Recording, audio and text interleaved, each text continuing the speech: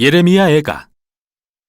예레미야 애가는 구약에서 독특한 책으로서 바벨론의 예루살렘 포위와 파괴, 뒤따른 포로 시기를 살아남은 익명의 저자가 모든 일을 돌아보며 쓴 5편의 시로 되어 있습니다.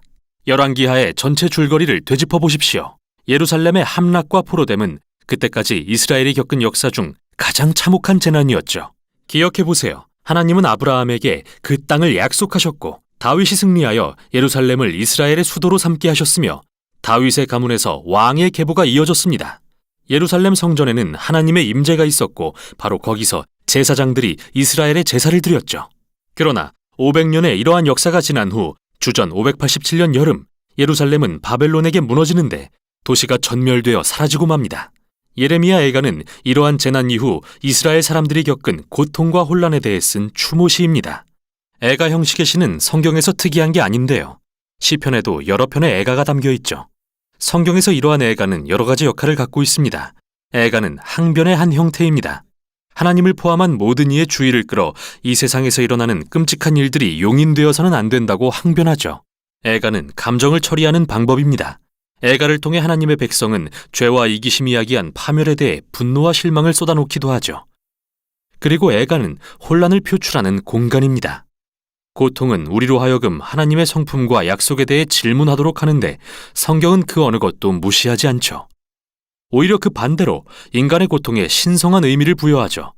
하나님께 비탄을 전하는 인간의 표현이 이제는 그의 백성을 향한 하나님의 말씀의 일부가 됩니다. 이 5편의 시는 매우 의도적으로 구성되었는데 이게 이 책의 메시지이기도 합니다. 1장에서 4장은 아크로스틱, 즉 알파벳 시라고 불리는데 각 시구가 22개의 철자로 이루어진 히브리어 알파벳 순서대로 시작됩니다. 이렇듯 질서정연한 순차적 구조는 애가가 다루는 고통의 무질서와 혼란스러운 비탄과 극명한 대조를 이룹니다. 마치 이스라엘의 고통을 하나에서 10까지 다루면서 말로 표현할 수 없는 부분까지 표현하려고 시도하는 것 같죠. 1장과 2장은 알파벳 하나의 한 절로 구성되는 구조가 정말 비슷하지만 주제는 매우 다릅니다. 1장은 시온이라고 불리는 여인의 비탄과 수치에 집중하는데요. 시인은 예루살렘을 과부로 의인화하면서 그녀를 시온의 딸이라고도 부릅니다. 그녀가 홀로 앉아 사랑하는 사람들을 잃고 비탄에 빠져 있지만 아무도 위로하러 오지 않죠. 아주 강력한 은유입니다.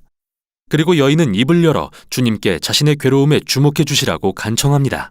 이러한 모습을 통해 시인은 도시의 파괴가 이스라엘 사람들에게 트라우마 수준의 충격을 가져왔고 그것은 장례식이나 사랑하는 이의 죽음을 경험하는 것으로밖에 표현할 길이 없다고 보았죠. 2장은 예루살렘의 멸망에 초점을 맞추며 이스라엘의 죄가 어떻게 하나님의 진노의 결과로 이어졌는지 집중하는데 이게 바로 이 시의 핵심어입니다. 여기서 중요하게 기억할 것은 성경에 나오는 하나님의 진노는 충동적이거나 변덕스러운 게 아니라는 겁니다. 성경을 쓴 시인과 선지자들은 하나님의 공의에 대해 말하기 위해 이 단어를 사용합니다. 이스라엘은 하나님과 언약 관계를 맺었지만 수세기 동안 이방 신들을 숭배하고 불의를 저지르며 가난한 자들을 억압함으로써 언약을 어겼죠. 물론 하나님은 노하기를 더디하십니다.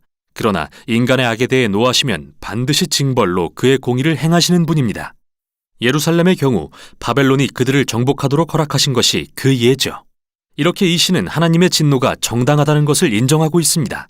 그러나 이것이 시인으로 하여금 애통해하며 하나님께 다시 한번 긍휼을 구하는 것을 막지는 못합니다. 3장은 앞부분과 달리 알파벳 하나당 3절로 구성됩니다. 그래서 이 책에서 가장 긴 시이죠. 그리고 화자는 자신의 고통과 비탄을 말하는 외로운 남성으로서 그는 백성 전체를 대표합니다. 재미있는 것은 이 장이 구약의 다른 부분에서 인용한 언어들로 가득 차 있다는 점으로서 욥의 탄식부터 시작해서 시편의 주요 애가들 그리고 심지어 이사야서의 고통받는 종의 노래도 인용합니다. 시인은 이 장에서 말한 것처럼 그의 고난을 하나님의 공의의 시련으로 보지만 역설적으로 이것이 시인에게 소망을 줍니다. 그리고 이 부분이 이 책에서 유일하게 소망의 언어가 쓰인 곳이죠. 주님의 언약의 신실함으로 인해 우리가 진멸되지 않고 그의 자비는 무궁하시며 아침마다 새로우니 그 신실하심이 큽니다. 그래서 나는 말합니다. 주는 나의 기업이시니 내가 그를 바라리라. 시인은 이렇게 추론하죠. 하나님이 인간의 악에 대해 한결같이 공의를 행하시는 분이라면 그분의 언약도 한결같이 지키시어 죄가 그들의 최종 심판이 되지 않게 하실 것이다.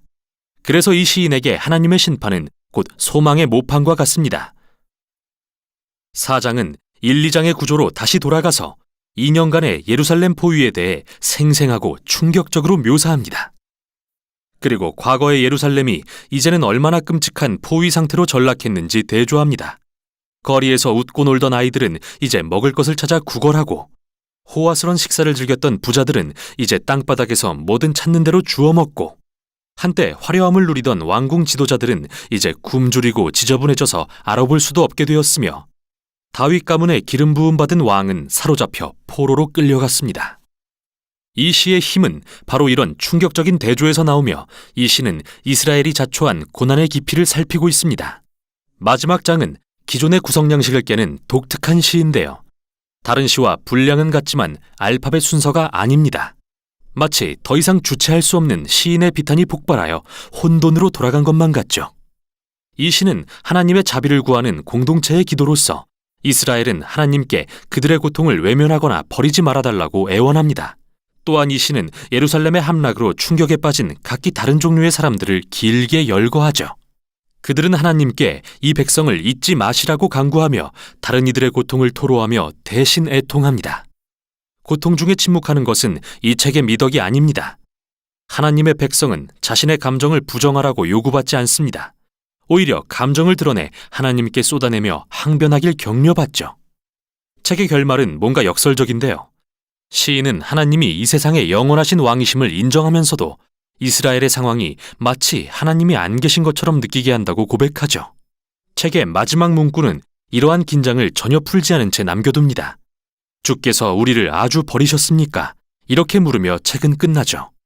시인은 멋지고 깔끔한 결론을 제시하지 않습니다.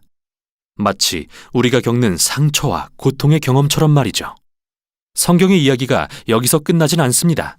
대신 이 귀중한 책은 애통과 비탄의 기도가 깨어진 세상에 사는 하나님의 백성의 믿음의 여정에서 얼마나 중요한 부분인지를 보여줍니다. 이것이 바로 예레미야 애가가 전하는 내용입니다.